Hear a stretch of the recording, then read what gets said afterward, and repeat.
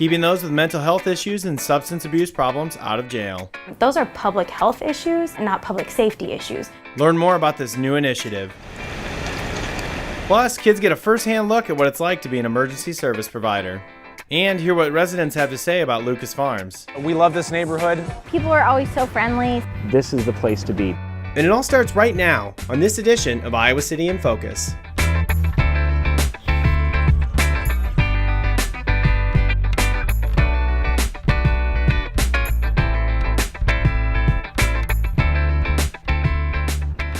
Local law enforcement and care providers are continually working to deliver the best service to those with mental health issues and substance abuse problems. While it can be difficult to identify those with disorders, an initiative that is moving forward utilizes new technology to give the good guys a leg up. The White House put out this data-driven justice initiative to say, we know that the jails and prisons are being used sort of inefficiently and ineffectively. Let's work on helping communities identify what data points can help them have better, more effective interventions. Disrupting the cycle of incarceration. That's how President Obama's administration framed the idea of its data-driven justice initiative in 2016. It was then that Johnson County became one of 67 communities to jump on board with the idea. Or trying to figure out where we can have cost savings or how we can get better outcomes, and now we're making a real concerted effort to use data to guide that. The idea is fairly simple. Pool data from multiple agencies to be housed in just one place. ER data, law enforcement data, jail data, homeless service provider data, and substance abuse, mental health, kind of all in one place. However, that can present some concerns. How do you store your data? How can we pull it? How can we get it in here? So there are just some technical logistics that can be sort of a challenge. Another worry is sharing sensitive data, much of which is kept private through HIPAA. So we're looking at health and mental health, substance abuse data that's protected. But the computer program used in the initiative is designed to safeguard that data. The technology that we've been offered through the Data-Driven Justice Initiative has a lot of compliance and security measures in place, but we have to spend a lot of time meeting with individual owners of these data points to explain what the security does, what the compliance that's being addressed. And sensitive data like health records will only be accessible to care and service providers, not police. We're not properly trained and equipped to solve mental health issues. We can respond to them, we can handle those on the short-term basis, but our goal is to hand those off to the professionals so the individual can see the long-term care. Iowa City Police Officer David Schwindt has over 20 years of law enforcement experience. As the downtown liaison, he sees many benefits to getting this initiative off the ground. We can identify these high utilizers who are just cycling in and out of jail or in and out of the emergency room. Not only can it help the frequent users of law enforcement, healthcare, and jail services, but this initiative also puts taxpayer dollars to better use. They looked at 4 individuals who were on average utilizing services as about $140,000 per person per year, which is a lot. So this is a population that's the most vulnerable, most costly, and poorest outcomes. You heard her correctly. Each person averaged $140,000 of services per year, and none of them improved their situations. So when we put all that together, at the end of that just over 4-year period, they'd used $2.16 million in local services, and they were all still homeless, and they all still had substance abuse problems. In fact, from the time that data was drawn, 2 of the individuals have since died. So we can definitely spend that money better proactively by focusing services towards them and hopefully get better outcomes than having them just die on the street with the same addictions they have today. The team has already linked law enforcement and jail data into the system. Public health, hospitals, crisis center, and homeless service records are a work in progress. And the city recently got a leg up on the initiative when Amazon awarded Iowa City with the Dream Big Award. The prize was $25,000 worth of cloud services to be used in the program. My hope for this is to see all this data we have just sitting around in different systems in our area and get that together in a way that the right people with the right access can view that data, can analyze the data, can identify people who could benefit from better services and could have better outcomes than they're getting today. And at the end of the day, that can be the most rewarding part of working in law enforcement. That's a good feeling to know that somebody was really struggling, not having a single good day anymore, and then just got hooked up with the right service at the right time and was able to see that great outcome. It's nice to see them come downtown, smiling, in clean clothes, just looking healthy.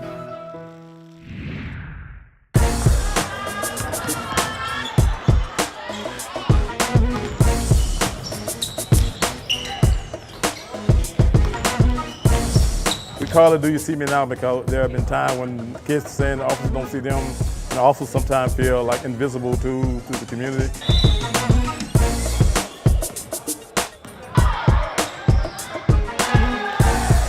Giving the youth an opportunity to interact with certain officials in the community, such as law enforcement, to try to break down some barriers. I feel like today was a great experience for us. We getting to play the police department.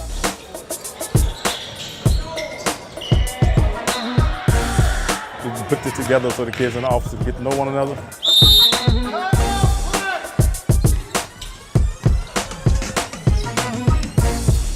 What better way to do it than to do it with something that the kids naturally love, playing basketball.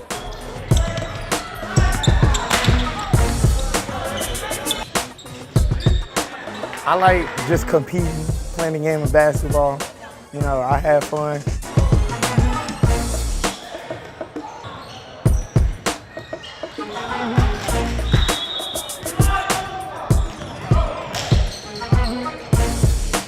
When you see the officers outside of their uniform and see them playing basketball and hanging out, that's positive. I feel privileged every day as a juvenile court officer to work in Iowa City with the youth. And by coming out here and playing ball with them, it allows me to show them a different side of who I am and what it is that I do.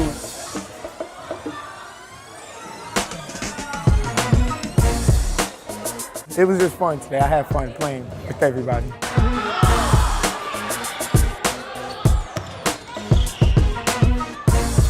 Not just see me as an authoritative figure in the community or law enforcement, but also maybe as a member of society or one of their peers, so to say.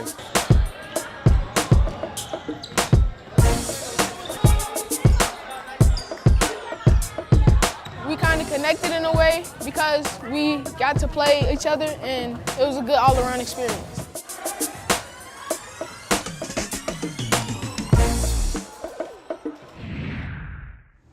And it's not just police reaching out to our youth.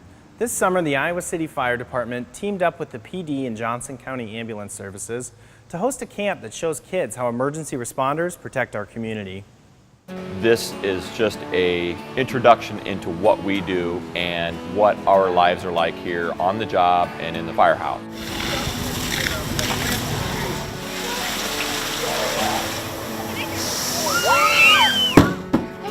Good job, keep going. Very good. All right, Cameron, you're up next. The Emergency Services Youth Camps give kids an inside look at the roles that paramedics, police, and firefighters play in our community. They see us on the streets and out and about and doing other things. This really allows them to see the nuts and bolts of what our jobs are actually like. This is a positive environment. We're having fun, we're laughing, we're learning something. 3, 4. The main goal is for them to enjoy themselves and learn something new about what they can do and what they're capable of doing. There are a variety of different reasons why kids want to get involved. I decided to take this camp because I wanted to learn how to do CPR and like how to help people. I've thought about becoming a police officer. Learn how many times firefighters have to go, like, fight fires. Thought it would be really fun to go and do all the stuff, work with paramedics, police, and fire department. Over the course of 2 days, participants learned first aid and CPR from paramedics, defense tactics from police, and a variety of different firefighter skills. Everything in the camp is hands-on. We don't have any classroom portions where we actually sit down and watch a PowerPoint. That approach definitely helps keep the kids engaged. I like how interactive it is, and the firefighters and police officers are all really nice. The kids are actually interacting with everything they do, whether it be EMS, police, or fire. The kids quickly pick up on the important roles that these emergency services play in our community. They respond to lots of different calls. They always have the fire department with them. They rescue people and you get help out and stuff. It's very important, obviously, just because they come no matter what the emergency is. Beyond the practical skills, the program also aims to show kids their full potential. We really want them to walk away feeling more confident. They're definitely facing a lot of fears, whether it be heights or small spaces. So we build that self-confidence in them, and we take it step by step. We're not forcing any of the kids to do anything, but we can challenge them a little bit. That they were able to choose to do something that was maybe uncomfortable or challenging, but by working together with some of their teammates or with some of us as firefighters, they're able to accomplish the goal, and it's really fun to see. They get a chance to take these challenges head on. I didn't think I could pull out that much weight, but it turns out I can.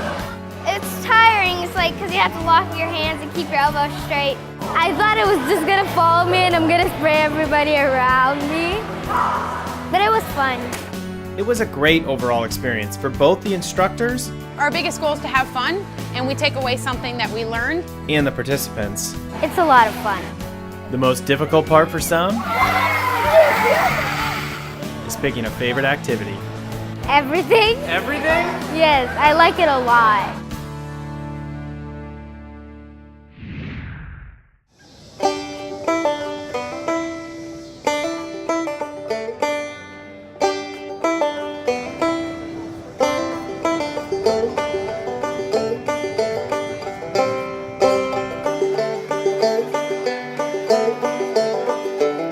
The focus is to make it a community meal, bringing people together and shutting down a street and really reclaiming our public space, but also getting people to sit down together and talk with people they may not know, and that's the point of having the contiguous tables, all long tables along the street.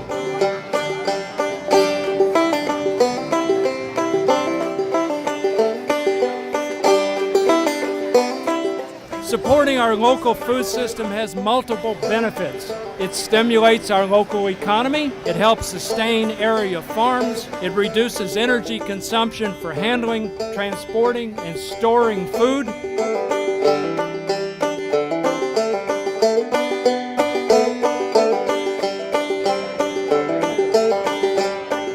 Amazing to enjoy this diversity of food that has been served here. It was so awesome and nice, and I like it a lot.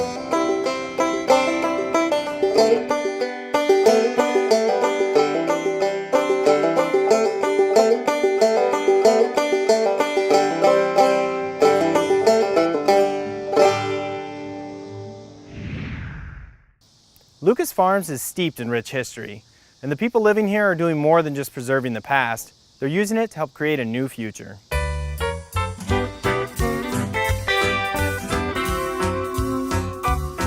It's always been such a family-friendly neighborhood.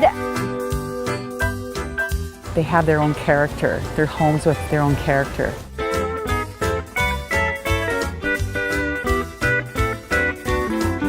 There's just a good vibe. People always say this feels like a neighborhood.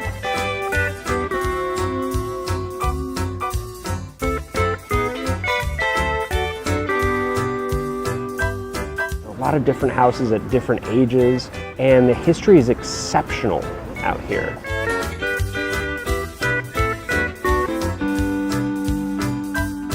The history of this neighborhood is in the name. Before 700 homes lined the streets here, this land belonged to the first governor of the territory of Iowa, Robert Lucas. They had pasture land, they had enough cattle and the kind of the typical domestic farm animals to supply them with their daily needs.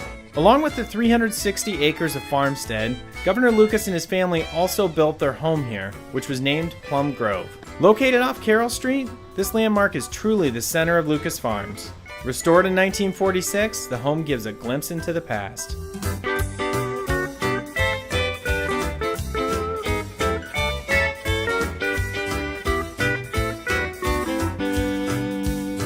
From the furniture to the gardens, everything has been kept true to the time.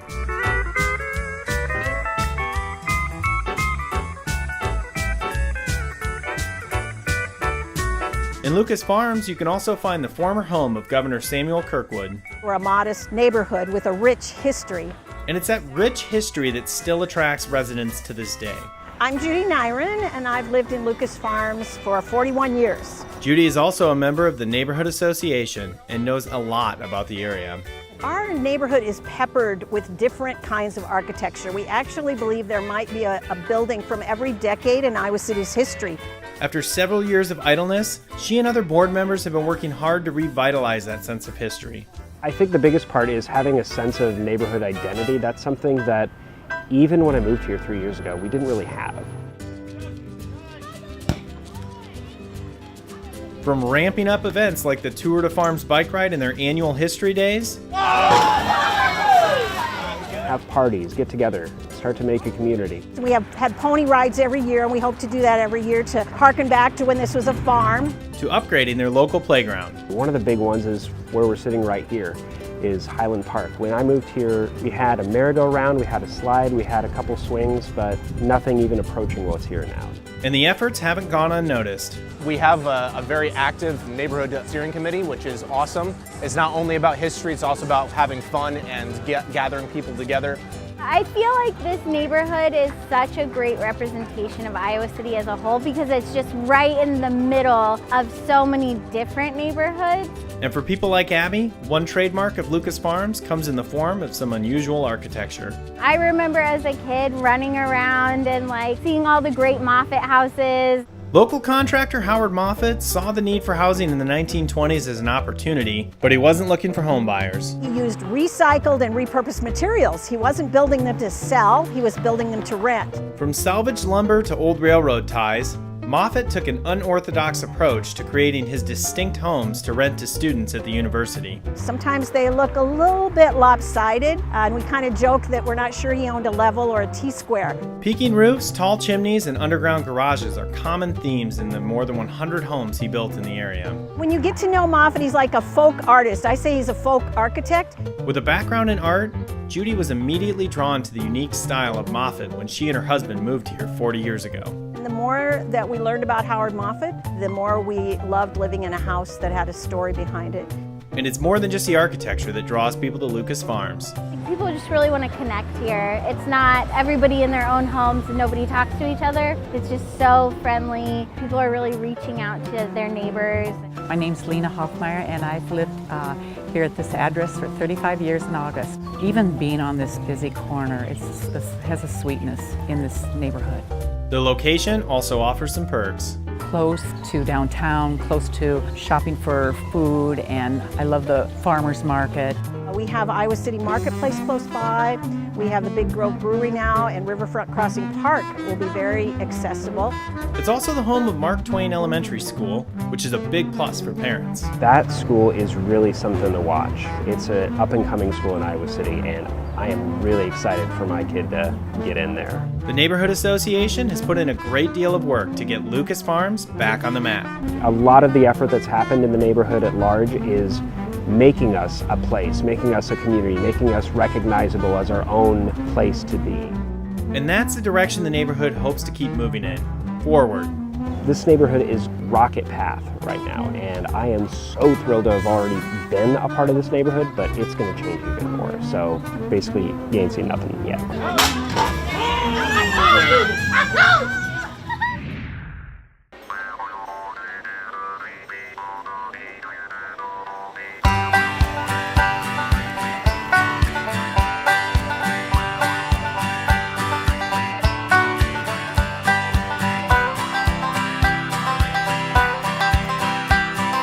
Everyone kind of getting together, having laughs over food is a really nice thing to see in the community.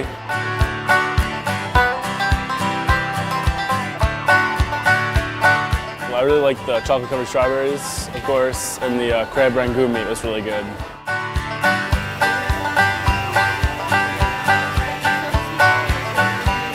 I work at the University of Iowa Community Credit Union, and we have been working down here doing the Taste of the Market for the last 20 years.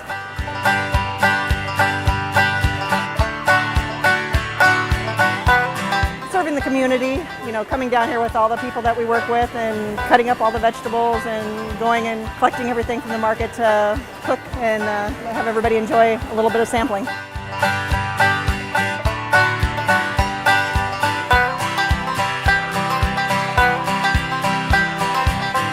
kind of brings the community together a little bit for a nice day of sharing some food that's grown locally. Everyone can just kind of hang out.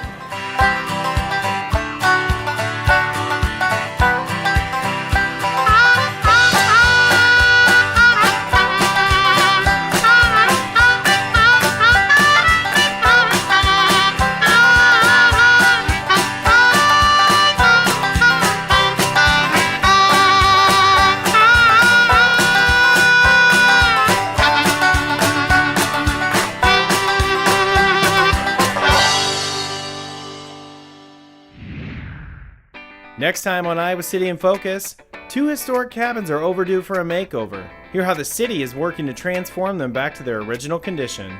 And what would you like to see covered in future shows? Email us at info@citychannel4.com. You can also reach us on Facebook by liking the City of Iowa City government page. Enjoy your August. We'll see you next month on Iowa City in Focus.